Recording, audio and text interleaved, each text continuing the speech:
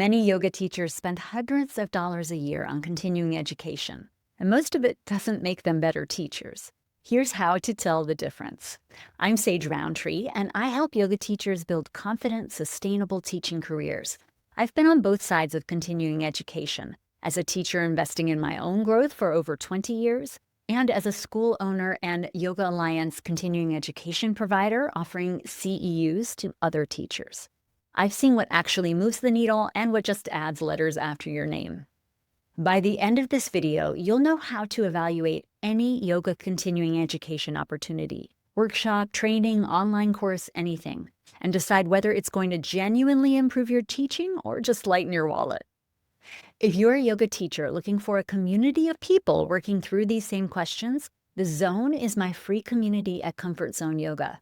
Currently, there are over 2,700 yoga teachers there. I host monthly live calls, and we all have real conversations about the craft of teaching yoga. Link is in the description.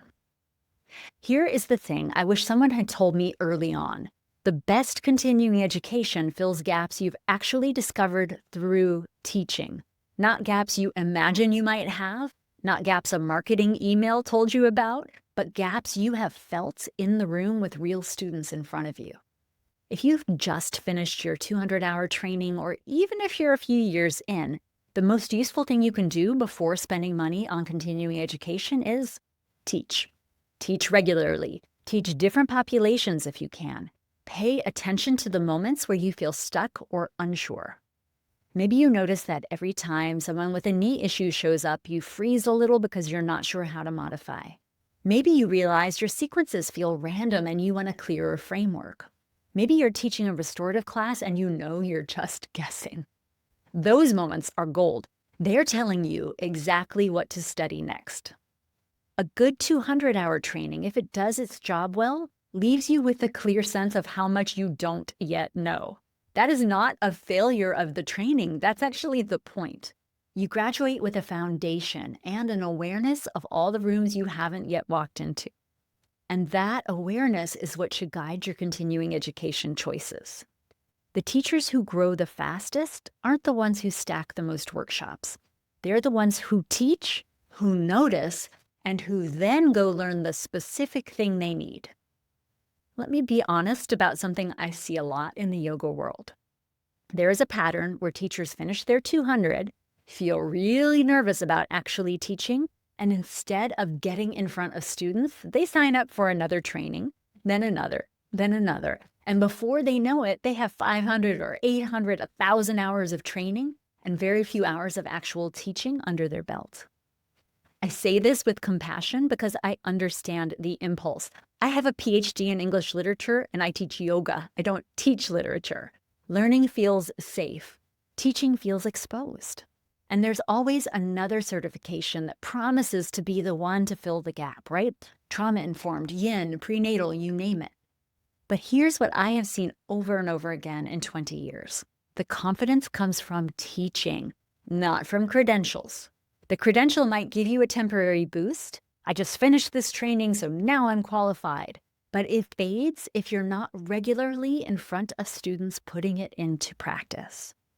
I am not saying don't pursue continuing education. I offer continuing education. I want you to come take it. I am saying be intentional about it. Ask yourself, am I investing in this because it addresses a real gap I have noticed in my teaching? Or am I investing in it because I'm avoiding the scarier work of actually getting out there and teaching? If the answer is the first one, great. If it's the second one, go teach a few more classes first. The right continuing education opportunities will still be there when you're ready. So what separates continuing education that genuinely improves your teaching from the stuff that doesn't? A few things to look for. First, does it give you something you can use in your next class? The best continuing education is immediately applicable. You walk out of a workshop or finish a module and you can teach differently on Monday. Not theoretically differently, actually differently. You have new tools, new frameworks, and new ways of seeing and serving the students in front of you. Second, does it deepen your understanding of how to teach, not just of what to teach? There's a world of difference between learning a new sequence and learning how to think about sequencing, between memorizing a list of contraindications and understanding how to adapt for the actual human beings in your room. The continuing education that sticks is the continuing education that changes how you think, not just what you know. Third, is it taught by someone who is actively teaching? This one matters more than people realize.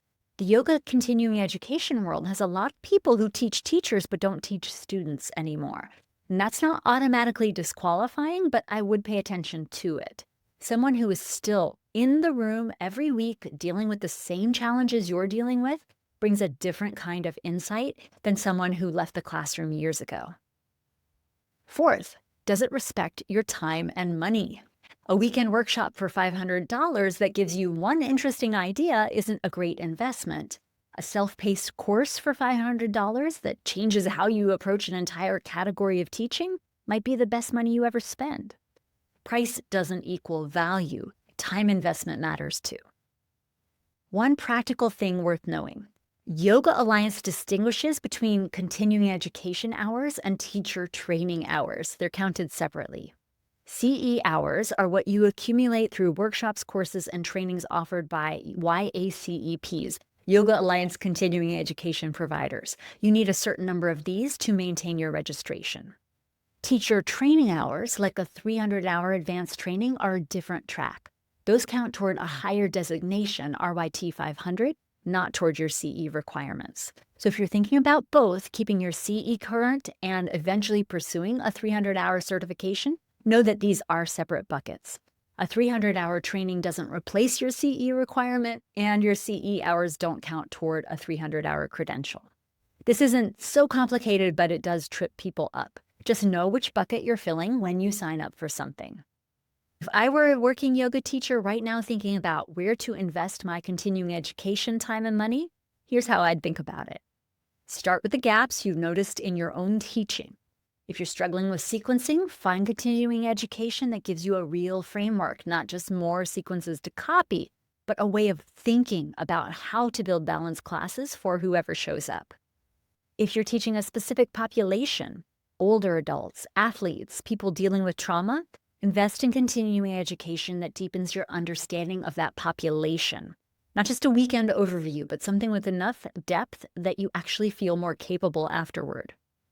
If you've been teaching for a while and your classes feel stale, the issue might not be knowledge at all. It might be that you need fresh inspiration and community, teachers to bounce ideas off, new approaches to try, someone to remind you why you started teaching in the first place.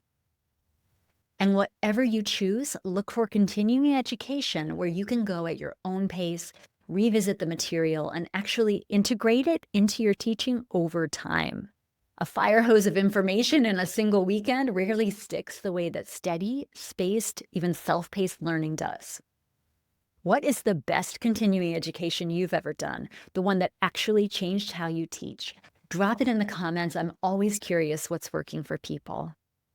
If you want to experience what thoughtful continuing education feels like without a big commitment, I have several fundamentals courses. Teaching yin yoga, restorative yoga, balance, trauma-informed yoga, and yoga nidra. They're self-paced, CEU eligible, and designed to give you real tools you can use immediately. I also offer a Prep Station lesson planning membership that includes 3 CEUs per month, sequences, planning tools, and monthly live calls with me. And if you're ready for a deeper investment, my 300-hour advanced yoga teacher training lets you build your credential modularly on your own timeline. Links to everything are in the description. And if you haven't already, please join the zone. It's over 2,700 yoga teachers strong, and it might be the best continuing education you never have to pay for. Link is below. Next in this series, I'm helping you navigate one of the biggest decisions in your yoga teaching journey: how to choose the right online yoga teacher training. There are programs ranging from $100 to $3,500, and the differences matter more than you think. Subscribe so you catch that next one.